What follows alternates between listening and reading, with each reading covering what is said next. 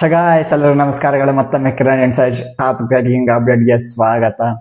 ಮೊದಲನೇ ಅಪ್ಡೇಟ್ ಏನಂದ್ರೆ, ಎಲ್ಲರಿಗೂ ಗೊತ್ತಿರೋ ಹಾಗೆ ರಿಷಬ್ ಪಂತ್ ಲಾಸ್ಟ್ ಸೀಸನ್ ಯಾವ ತರ ಆಡಿದ್ರು, ಯಾವ ಫಾರ್ಮ್ ಅಲ್ಲಿ ಇದ್ರು ಅಂತ ಎಲ್ಲರಿಗೂ ಗೊತ್ತು. ಯಾವ ಫಾರ್ಮ್ ಅಲ್ಲಿ ಇದ್ರಂದ್ರೆ one of the worst form ಅಲ್ಲಿ ಇದ್ರು. ಹೌದು, ಅವ್ರನ್ನ ಹೋಗಿ ಯಾರಾದ್ರೂ ಕೇಳಿದ್ರು ಸಹ ಹೇಳ್ತಾರೆ ಲಾಸ್ಟ್ ಸೀಸನ್ ಯಾವ ತರ ಇತ್ತು ನಿಮ್ಗೆ ಅಂದಾಗ ಅವರು ಹೇಳ್ತಾರೆ ಆಗ ವರ್ಸ್ಟ್ ಆಗಿತ್ತು ಅಂತಾನೆ ಹೇಳ್ತಾರೆ.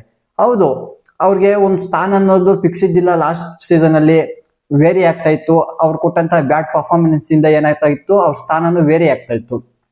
ಕೆಲವು ಮ್ಯಾಚಸ್ ಓಪನಿಂಗ್ ಆಡಿದ್ರು, ಕೆಲವು ಮ್ಯಾಚಸ್ ಮಿಡ್ಲ್ ಆರ್ಡರ್ ಅಲ್ಲಿ ಆಡಿದ್ರು, ಕೆಲವು ಮ್ಯಾಚಸ್ ಡೌನ್ ದ ಆರ್ಡರ್ ಕೂಡ ಆಡಿದ್ರು. ಹೌದು, ಅವ್ರ ಫಾರ್ಮ್ ಅಲ್ಲಿ ಇದ್ದಿಲ್ವಲ್ವಾ, ಆದ್ರಿಂದ ಫಿಕ್ಸ್ಡ್ ಸ್ಲಾಟ್ ಸಿಕ್ಕಿದ್ದಿಲ್ಲ ಲಾಸ್ಟ್ ಸೀಸನ್.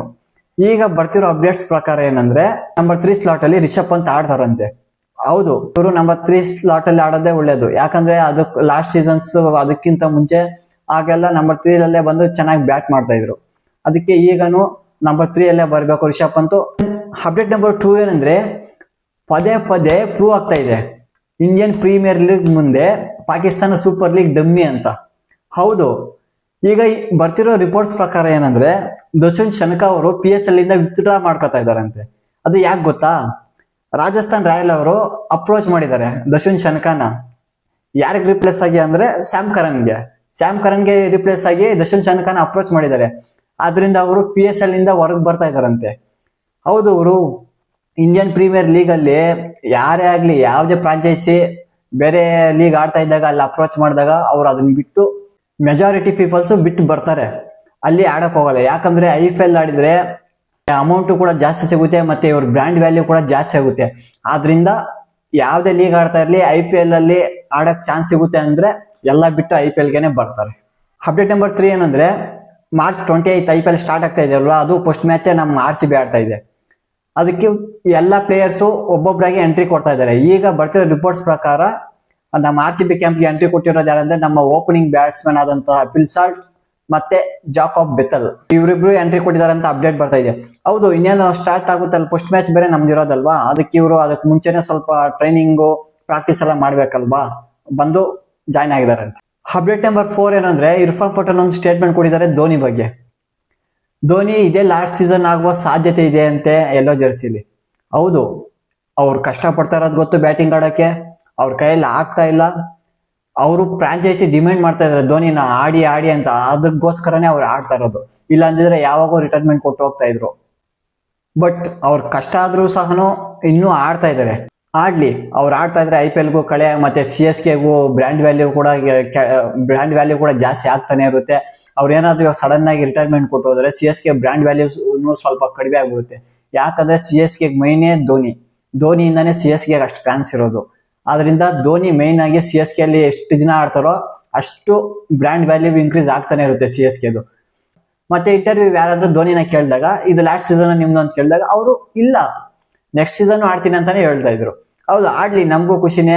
ಅವ್ರ ಕೈಯಲ್ಲಿ ಎಷ್ಟಾಗುತ್ತೋ ಅಲ್ಲಿ ತನಕನೂ ಆಡ್ಲಿ ಅಂತಾನೆ ನಾವು ಇಷ್ಟಪಡ್ತೀವಿ. ಅಪ್ಡೇಟ್ ನಂಬರ್ 5 ಏನಂದ್ರೆ, ಶ್ರೇಯಸ್ ಅಯ್ಯರ್ ಅವರು ಒಂದು ಸ್ಟೇಟ್ಮೆಂಟ್ ಕೊಟ್ಟಿದ್ದಾರೆ. ಅದೇನಂದ್ರೆ, ಎಲ್ಲರಿಗೂ ಗೊತ್ತಿರೋ ಲಾಸ್ಟ್ ಅಕ್ಟೋಬರ್ ಅಲ್ಲಿ ಆಸ್ಟ್ರೇಲಿಯಾ ವಿರುದ್ಧ ಮ್ಯಾಚ್ ಆಡ್ಬೇಕಾದಾಗ ಶ್ರೇಯಸ್ ಅಯ್ಯರ್ಗೆ ಇಂಜುರಿ ಆಗಿತ್ತು. ಅಲ್ಲಿಂದ ಅವರು ಯಾವ್ದೇ ಮ್ಯಾಚಸ್ ಆಡಿದ್ದಿಲ್ಲ, ಅವರು ರಿಕವರಿ ಪ್ರೋಸೆಸ್ ಅಲ್ಲೇ ಇದ್ರಲ್ವಾ. ಇಂಜುರಿ ಆದ್ಮೇಲೆ ಇವರು 7 kgs ಕಡಿಮೆ ಆಗ್ಬಿಟ್ಟಿದ್ರಂತೆ.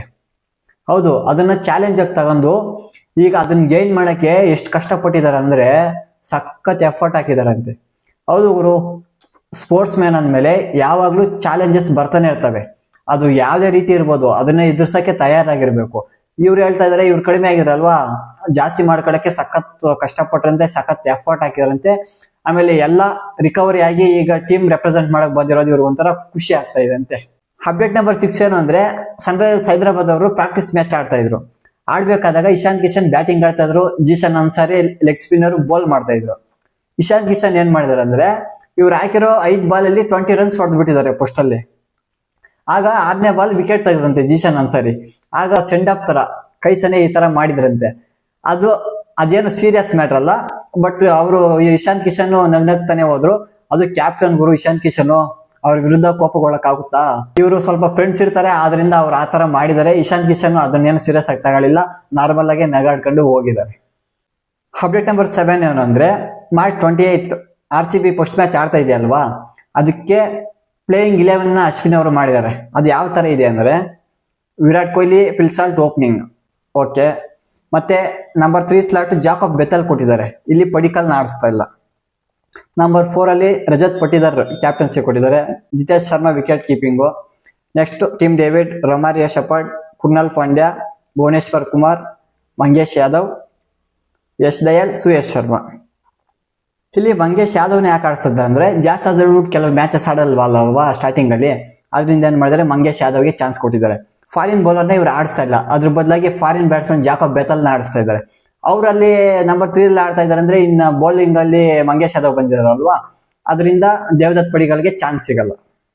ಇದು ಇವತ್ತಿನ ಟಾಪ್ ಕ್ರಿಕೆಟಿಂಗ್ ಅಪ್ಡೇಟ್ಸ್ ಆಗಿತ್ತು. ವಿಡಿಯೋ ಇಷ್ಟ ಆಗಿದೆ ಅನ್ಕೋತೀನಿ. ವಿಡಿಯೋ ಇಷ್ಟ ಆಗಿದ್ರೆ ಲೈಕ್ ಮಾಡಿ, ಶೇರ್ ಮಾಡಿ, ಮತ್ತೆ ಯಾರು ಸಬ್ಸ್ಕ್ರೈಬ್ ಮಾಡ್ಕೊಳ್ಳದೆ ವಿಡಿಯೋ ನೋಡ್ತಾ ಇದ್ರು ಸಬ್ಸ್ಕ್ರೈಬ್ ಮಾಡ್ಕೊಳ್ಳಿ ಅಂತ ಹೇಳ್ತಾ ಮತ್ತೆ ಸಿಗೋಣ ಮುಂದಿನ ವಿಡಿಯೋದಲ್ಲಿ. ಅಲ್ಲಿ ತನಕ you guys take care, bye.